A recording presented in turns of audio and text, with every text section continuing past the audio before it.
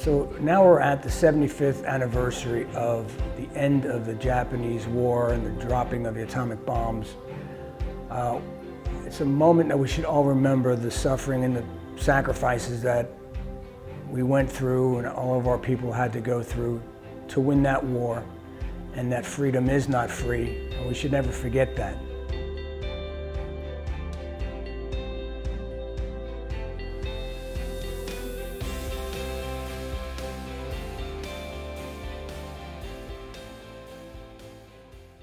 Back in 2013, I was watching television one evening and I landed on a channel. It was an educational channel, and it was showcasing stories about veterans of World War II. The veteran that they were showcasing on that show was a gentleman named Clarence Pressgrove, went by the nickname of Press. And he was telling his story of being a right gunner on a B-29 named the Peacemaker that was based on Tinian Island. He was part of the 40th Bomb Squadron and the 6th Bomb Group of those B-29s that were based on Tinian. My grandfather, who I never met, was also in World War II. He was stationed on the island of Tinian, and I had never heard anybody else talk about the island of Tinian at that point, up until that point. So I was really riveted to his story and wanted to hear all about it and see if somehow there was any connection with what my grandfather had been through. Some of the stories that my grandmother and his daughter told me about his experience on Tinian. Press and I became very close, and we maintained a friendship over the next 3 years. He really didn't have any of the family to speak of, so I kind of became his surrogate grandson, and he my surrogate grandfather. And he told me a lot about what he went through during his time in the service and in the military. I was driving down to the gas station to get some gas, and I heard FDR come on and say that the Japanese had attacked Pearl Harbor, and I got orders in the mail that I had to report to Camp Grant. They put me through a different test and everything else, and being I had a photographic memory, they let me choose what service I wanted, and I picked the Air Force. They sent me to Fort George, Wright, Washington, and there I went to ordnance school. And there I had to learn to take a machine gun apart blindfolded. Also, I was taught how to take and arm and disarm a bomb, and you'll find out later in my speech how that came in handy. I was on my way to Rapid City, South Dakota, where beautiful Mount Rushmore is. And there I was in the ordnance. After being there for a couple, 3 weeks, I decided I didn't like it. And so there was a B-17 bomber there. And I went over to the captain and I said, is there a chance of bumming a ride? He said, well, if your sergeant lets you go. I said, and so he said, yeah, we're not busy.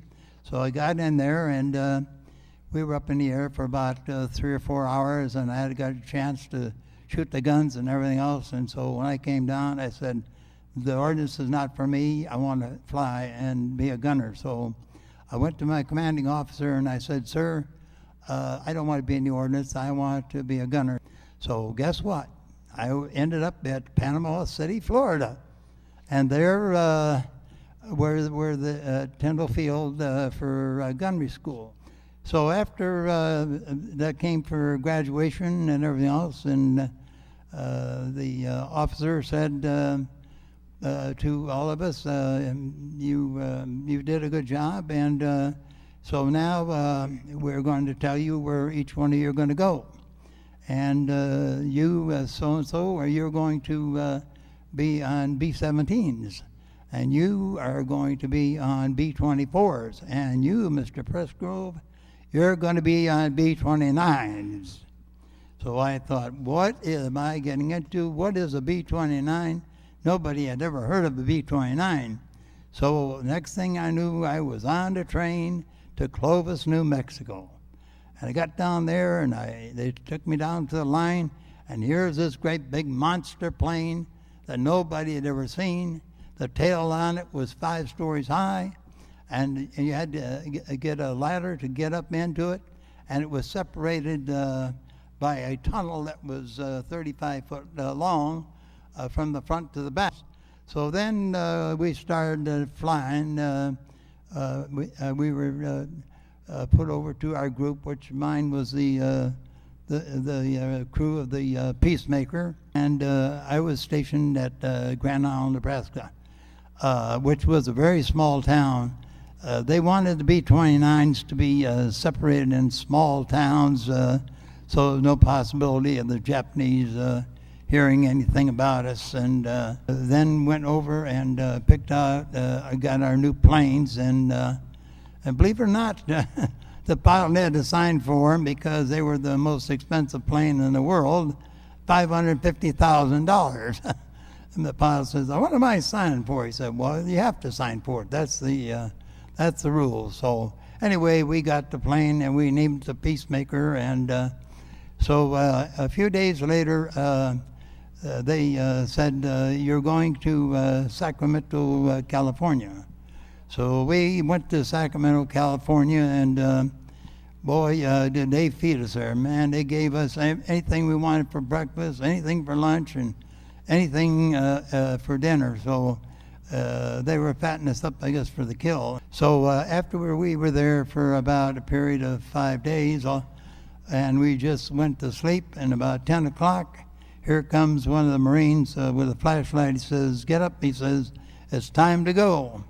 So anyway, we got up and went to our planes, and there was an envelope there, and it said on there, "You cannot open this here envelope until you reach to Pearl Harbor, where we had to refuel." And there we found out where our destination was, and that was going to be Tinian. They said, "Well, you're ready to start your missions to the mainland of Japan." We would take off at 5 o'clock at night and land at 10 in the morning, just as if you took off from Miami straight to Australia, 17 hours. And that was a long flight, and it was all over water. And we'd have Tokyo Rose would come on, and she'd say, "Hey, gentlemen of the 6th Bomb Group there, welcome here. Don't you wish you were home with your wives and your girlfriends instead of being over here fighting a war against Japan?" And of course, we would just laugh about that. So when we made our turning points to our target, they had these great big searchlights. I mean, they were monstrous, and they were so bright. And as you were coming into your target, they would shoot the flak up there, and you'd see these black clouds of flak, and you would just pray to God that none of it hit you. So then once you hit your target, then you made your turning point, and you went back to Tinian. So and then it was about 2 or 3 days, and then you would fly another mission to another island, and you would bomb that one. So anyway, after we had been there and had flown about 7 or 8 missions, on March the 9th, 1945, we were bombing the Nakajima aircraft factory. And as the bombardier released the bombs, the light came on, and he said to the pilot, he said, "Bill, we've got trouble." So being that I was the one that had, remember I told you I had the experience, they told me, "Press, go back and look in the bomb bay and see what's going on." I said, "Sir, there's 2 live ones back there." He said, "Oh," he says, "if we hit a turbulence," he said, "we're going to be blown all to pieces." So he said, "You got to go out there and release those bombs at 17,000 feet and 9 below zero." I went out there and I released the 2 bombs, saving the crew of 11 men, and we were able to return back to our base. And for that, I was given the Distinguished Flying Cross 58 years later. Anyway, we went there, and there was 30 of us that were picked out, and the briefing officer said, "Now, you're going to be flying a special mission, and you're going to be flying at a low altitude, 7,000 feet. And we said, oh my God, we are sitting ducks. So anyway, he says, you're going to be flying this mission to help the Navy. You're going to be laying mines between the Shimonoseki Straits so that they cannot get any supplies from China to Japan. So after we had dropped the mines and we made our turning point, we thought, well, we're safe. Oh, no, we weren't. Just as we made our turn, there was a big flak boat, and they lit us up with these great big searchlights, and one shot, and it hit the number 3 engine. And it blew all of our instruments out in the pilot, and also it blew a big hole between the radar and the radio room. And so the fire started, and so the engineer, he turned on the fire extinguishers. And so we thought that maybe it was going to go out, and so the pilot he took, and he had 2,500 hours in the air. He was one of the best and oldest pilots that we had. So he took the plane and he would dive the B-29 up and down like a fighter plane, and we were lucky enough to shake off the engine, which went backwards instead of going forward. And all of a sudden it started glowing and glowing and glowing, and then it burst out. Well, the 5,400 gallons of fuel we carried was all in the wings. So when the fire started coming toward the wings, our pilot, Bill, said, I'm sorry, but we got to go. And so he said, I'll see you down below. So anyway, they went out the wheel wells, the front part, and we went out the Bombay. Now, none of us had ever jumped out of a plane. So as we were going down there, it seemed like we were going about 100 miles an hour. And then when we pulled the ripcord, it felt like we were going to jerk our head off. And so after I had landed there, and they knew that 2 of us had got shot down. So this was at March the 28th at midnight. And so they started beating the brush, and when it was getting near dawn, they got there, and all of a sudden I could feel them with a bamboo club beating right down near my nose. So I got up and threw up my hand. There was a bamboo club, and he swung it at my head. He was going to cut my head off with it. And so when that happened, being I was a track star and had played baseball and everything else, I took off on a run, and the civilians, I started running through rice paddies. Now, if you ever try and run through water, that's what rice paddies like. After I got through the first rice paddy and I got on the straightaway, they finally caught up to me, and they threw a brick and broke my head open. And so as I went down, there was one of them there with a sickle, and he had it raised up ready to cut my head off. And if that happened, I wouldn't be here today.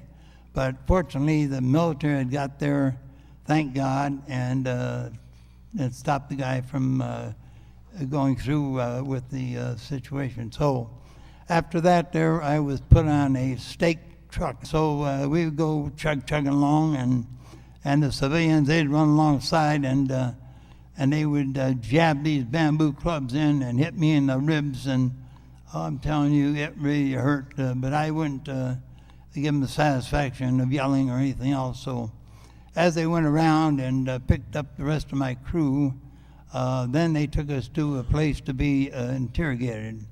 So there at the interrogation, they asked us where we came from, and of course, we told them we came from Tinian. So anyway, after they interrogated us, and they came in with a great big darning needle and to sew up my head, and with nothing to help me with it at all. So you can imagine how painful that was, being sewed up with a darning needle. And we were put in stalls just like horses.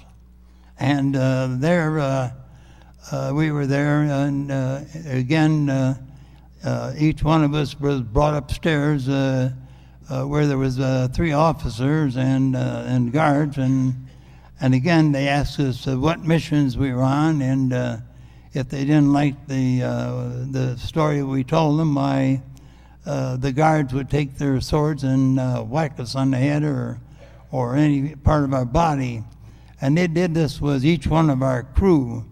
And so after they had done that there, finally the bus picked us up again, and they took us to the train station. So we got on the train, and we were on our way to our prison work camp. So we were just praying to God that as we were on this train, that the B-29s wouldn't come over and think that we were carrying ammunition or something and blow us up. And thank God it didn't happen. But one thing was that the Japanese guards, they wouldn't let us go to sleep. If we were starting to go to sleep, they'd take their sword and they'd whack us on the head. And so we were put into solitary confinement, and being that I was 6'2" and 198-pound athlete, I was put into a place where you would crawl into, which was 6'3", and so you can imagine how much room I had to move around in, and all I had was a mat, and there each day we were fed a small white ball of rice and water. And of course, white rice has no food value, and so consequently, after you ate the rice and water, why, you were hungry. And of course, we would think about my co-pilot and I, after we were there for about 30 days, the guard came and got me, and they brought me upstairs, and here was this here guy that called Charlie. And he was all dressed up in black, but with a white shirt. And so we asked what mission we were on. And unfortunately, I mentioned one of them there where we couldn't see our target. And so my pilot said, well, we're not going to take these bombs home. So we dropped them. And we dropped them very close to the palace. So anyway, then when he heard that there, he started beat me with a bamboo club from head to toe, and then the guard would drag me out, and then he turned around and he brought the co-pilot up, and he did the same thing. Then the next day we were put on trucks again, and we were going to the largest prison camp in Japan, which was a Mori prison camp, and they had put the blindfold on us, and the guy that did the putting the blindfold on didn't do a good job. So as we were chugging along to our prison camp there, I could see what we had done, and there was no building standing, and there was nothing but just black soot. It looked like we had done a real good job. And so then we ended up at the Mori prison camp, and the commander came out of there, and he said, now you are a prisoner of the Japanese, and you are going to abide by my rules or you will be sorry. He brought us all out there, and he said, you see that soldier? And that was an American soldier. He said, that soldier there stole a carrot. And he said, I told you when you came here that if you didn't abide by the Japanese, you were going to be sorry. So he told the guard to start beating our soldier, and I knew that with that stock of that rifle, that he would never live. And so after that was done, he said, this will happen to any of you that don't abide with my laws. Finally, we noticed that the guards were starting to kind of disappear, and we figured something was going on. And so all of a sudden, here comes the B-29s, remember? And they had dropped 55-gallon drums of soup and different things for us to eat. And then they dropped big bunches of candy and cartons of cigarettes and everything else. And so we knew that something had happened there. And So all of a sudden on August the 29th, I looked out the back door and there came the Marines, and the Marine says, "Come on, men," he says, "you've been here long enough." So anyway, they took us out on a LST, and they took us to a benevolent ship. And then they put us on planes. We were brought back to the United States, and we went to Letterman General Hospital. I lost 64 pounds, and that was the reason why, because of the little white ball of rice, which I, of course, won't eat no more white rice. I was going to have a tryout with the Chicago Cubs because I was left-handed. I could throw a ball over 90 miles an hour. I could hit a ball over 400 feet, and I was a track star. So definitely they wanted me to have a tryout with them, but because of the white ball of rice taking the strength out of my arm, that took my livelihood away. When the psychiatrist, he interrogated me when I was being discharged, he said, "Now you have one or two choices, sir." He said, "You can either keep it cooped up or you can talk about it." And of course I decided the secondary, and I talk about it, and I've been talking about it for over 30 years. This is my buddy Press, someone who was very close to me, and I cherish his friendship.